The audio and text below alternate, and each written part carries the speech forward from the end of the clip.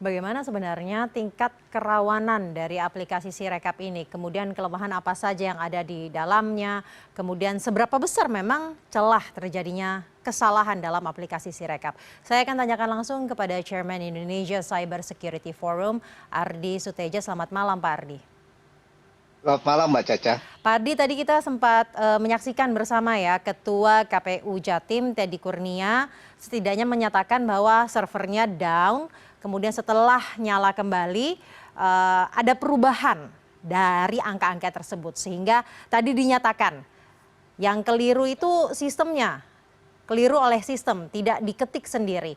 Bagaimana menjelaskan ini secara teknisnya sebenarnya, Bapak? Ya jadi gini ya, ini memang kita banyak mendengar ya kekisruhan ini terjadi di mana-mana ya. Tapi secara teknis sebetulnya semua ini mungkin terjadi ya. Karena teknologi yang dipergunakan juga terus terang aja buat saya bukan teknologi baru ya. Kalau tadi sempat disinggung masalah teknologi optical character recognition itu OCR itu kan dari zaman saya ikut masuk kuliah dulu ya ikut proyek perintis itu udah ada gitu. Jadi waktu kita ujian itu pakai pensil 2B itu di buku itu udah ada teknologi. Jadi bukan sesuatu yang baru gitu. Jadi dan kedua juga ada satu hal yang kita lupa ya. Kita sejak era digital ini kan lebih banyak menggunakan komputer ya, laptop ya, handphone ya. Sudah jarang sekali kita menulis tangan, ya menulis tangan. Nah, saya sendiri kadang-kadang nulis tangan juga bingung itu tulisan tangan saya udah berbeda dengan zaman dulu gitu. Nah, sehingga ini juga mungkin merupakan faktor juga sehingga OCR-nya itu bisa salah membaca apa yang ditulis oleh petugas di lapangan ya. Nah, terkait dengan adanya perbedaan itu memang itu kan sistem yang mengelola hasil penglihatan optikal karakternya. Ini bisa saja terjadi perubahan, artinya bukan sesuatu bagi saya bukan sesuatu yang aneh ya. Ini bisa terjadi, tapi memang kalau memang ini terjadi di semua tempat, nah ini menjadi tanda tanya, artinya ini ada apa? Kalau cuma di beberapa tempat ya, mungkin masih bisa kita lihat dari masalah teknis ya, teknis. Tapi kalau ini terjadi generik hampir di semua daerah, aduh, ini juga menjadi tanda tanya. Saya sebagai seorang yang memang berkecimpung di bidang keamanan digital ya, ini jadi tanda tanya tersendiri. Sehingga apakah saya bisa mengartikan tanda tanya itu ada kemungkinan kesengajaan di dalamnya?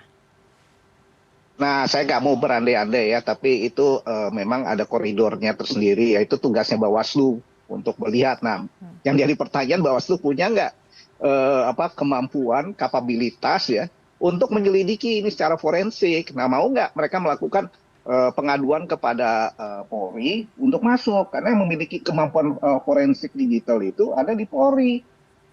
Ini juga jadi pertanyaan, mau nggak masalahnya? Ini kan udah ada kecurigaan-kecurigaan. Nah, sekarang mau nggak? Apa harus menunggu laporan dari kontestan, ya, peserta pemilu untuk masuk, apa bagaimana?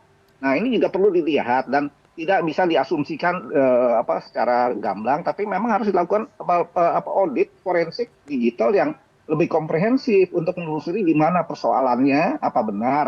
Dan semua asumsi-asumsi yang sekarang muncul itu harus dibuktikan. Nggak bisa kita bilang, oh ini ada kecurangan, ini nggak benar. Itu harus dibuktikan secara forensik. Dan ada aturan mainnya ya secara regulasi dan undang-undang itu kita harus pakai koridor itu, nggak bisa kita serta-merta menuduh siapa yang bersalah ya. Tapi yang jelas kita juga harus paham yang namanya teknologi ini, kita ini hanya konsumen ya. Teknologi ini semua tidak ada yang sempurna ya, kelemahannya pun ada, sehingga kita juga harus menyadari hal itu.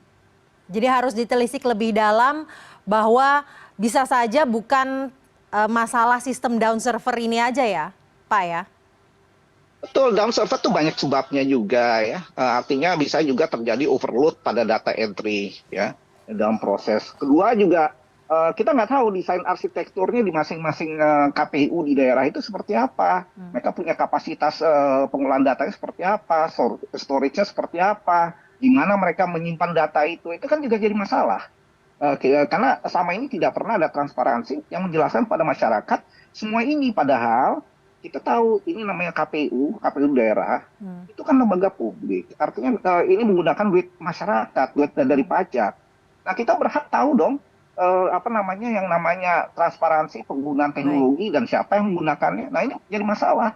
Baik, Pak, tadi dikatakan bahwa setiap aplikasi lah, setiap teknologi tentunya punya kelebihan dan juga kelemahannya masing-masing dan sangat amat tergantung dan bergantung pada pemakainya. Nah, sebenarnya serumit apa sih, Pak, untuk pemakaian teknologi ini? Apakah memang para pemakainya ini harus diberikan pelatihan khusus atau sebenarnya ini cukup mudah untuk dimengerti? Kita kan ada istilah ya, istilah gaul namanya gaptek. Ya, gaptek. Saya juga harus bilang, harus berani ngakui mengatakan saya juga gaptek sebetulnya. Ya.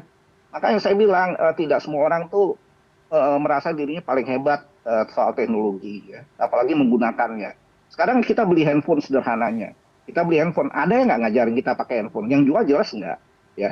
Kita diarahkan untuk belajar sendiri secara mandiri, belajar pakai handphone. Sama juga dengan teknologi yang mengolah pengumpulan suara ini. Sekarang bimbingan teknisnya atau BIMTEK-nya itu berapa lama? Pernah nggak diuji? Apakah mereka orang yang dilatih ini sudah dicek berulang-ulang untuk menggunakan teknologi ini, kecakapannya ya?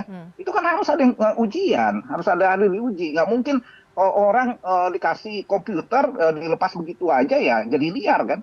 Ini harus ada pembinaan BIMTEK yang cukup waktunya, harus ada simulasi dan itu simulasi harus dilakukan secara berulang-ulang. Baik. Sampai yang menguji, ada yang menguji. Baik. Gitu. Kemudian Pak, sebenarnya dalam sistem server KPU yang tadi teknologinya sudah Bapak sebutkan, apakah memiliki algoritma, memakai algoritma? Karena beberapa hari yang lalu, tepatnya tanggal 16 Februari 2024, Timnas salah satu pasangan calon ini menyebutkan server KPU memiliki algoritma yang dapat diatur. Apakah memakai algoritma, Pak, teknologi tersebut? Semua teknologi pasti ada algoritmanya, ya. Jadi bukan spesifik di KPU, tapi ya algoritma itu adalah programming ya, kode programming yang memungkinkan isinya itu bergerak atau berfungsi untuk bisa melakukan transaksi ya atau pengolahan data. Nah, yang jadi masalah bukan di algoritmanya, tapi infrastruktur perangkat kerasnya itu bagaimana. Ini kan masalah kita ada dua aspek ya. Kalau kita lihat masalah risiko, itu bukan hanya di algoritma, bukan hanya di konten, tapi yang paling pokok adalah bagaimana di dalam perangkat kerasnya. Ya, kita bicara masalah rantai pasoknya. Dari mana pengadaan ini dilakukan, bagaimana pengadaan ini prosesnya dilakukan, apakah penunjukan langsung atau bagaimana ini dari mana barang ini diperoleh ya. Jalur pengiriman barangnya dari mana? Itu kan nggak pernah ada yang teliti. Nah, kita juga harus ingat di perangkat keras, ya, di komputer, server, handphone, ya, laptop, itu kan isinya ribuan komponen. Baik. Nah, masing-masing komponen itu juga punya apa yang disebut dengan software penggerak atau firmware. Nah, kalau firmware-nya udah bermasalah, ya seluruhnya bermasalah. Nah, itu menjadi titik lemah di mana yang tadi disebut algoritma itu bisa masuk. Dia mengeksploitir kelemahan-kelemahan yang ada pada perangkat kerasnya. Nah, ini pernah nggak dilakukan penelitian ketika barang itu sebelum dipasang? Yang jelas nggak pernah. Karena apa? Dipasrahkan pada si vendor. Nah, vendornya di mana juga kita nggak tahu. Baik. Baik Pak Ardi, salah satu kata kunci yang setidaknya bisa saya rangkum, jangan kemudian menyederhanakan teknologi yang sebenarnya sekompleks ini ya Pak Ardi ya. Betul, dan kita jangan anggap enteng ya. Baik. Teknologi ini semakin hari semakin rumit, semakin canggih ya, semakin kompleks. Yang namanya peretas pun juga mengikuti perkembangan teknologi sehingga pola penyerangannya juga semakin kompleks. Baik, terima kasih. Semoga ini masih berlangsung. Ada evaluasi-evaluasi yang bisa dilakukan sehingga nanti hasilnya benar-benar bisa jujur dan adil untuk rakyat Indonesia semuanya. Terima kasih Chairman Indonesia Cyber Security Forum Ardi Suteja telah bergabung bersama kami malam hari ini di CNN Indonesia Prime News.